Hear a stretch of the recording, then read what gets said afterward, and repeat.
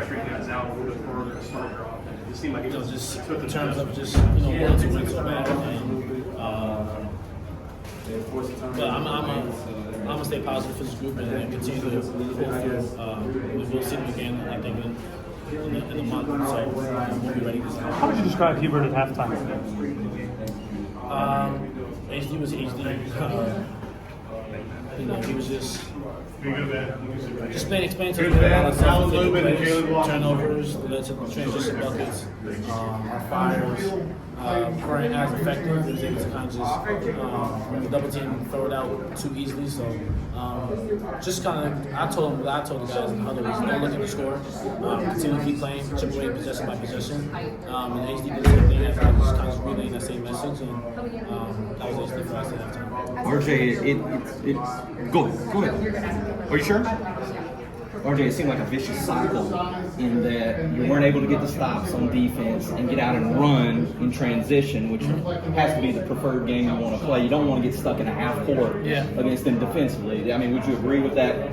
It sort of became like that where you're stuck in a half court, at least in the first half. Yeah, 100%. I think we are a really talented team, especially when we live in transition. And I don't know if we got or had a lot of transition buckets. I think he had 0. Yeah, so, but I think that just explains that we weren't really getting stopped defensively, but then when we would get a stop, then we get a rebound. So we weren't really allowed to get out in transition. So, and obviously, like you said, that they're a tough team to play in a half-court setting just because they are long, they sit in the gaps, and they make it tough for you to shoot over the 7-footer. So we'll do a better job, next game when we see them of getting out in transition, getting stops, and kind of just getting rebounding, kind of just make the game a little bit more dirtier in terms of kind of just the 50-50 plays.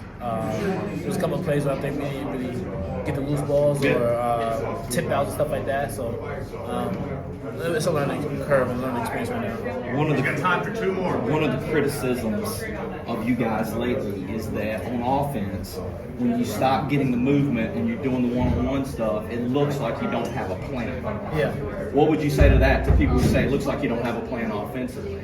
I would say, obviously Pittsburgh, I think that's when the ball kind of got a little stagnant because they were switching 1 to 5. But I think today our preparation was a little bit more, we were prepared a little bit more.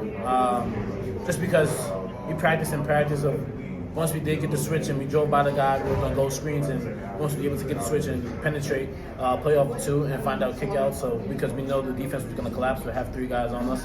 So I think we did a little bit better of a job of doing that. And our spacing, I think, was a little bit better today. Could have been a lot more, but we're just taking the strides that we need to do. I think just right now we're in the midst of the season where it's got to be a lot better.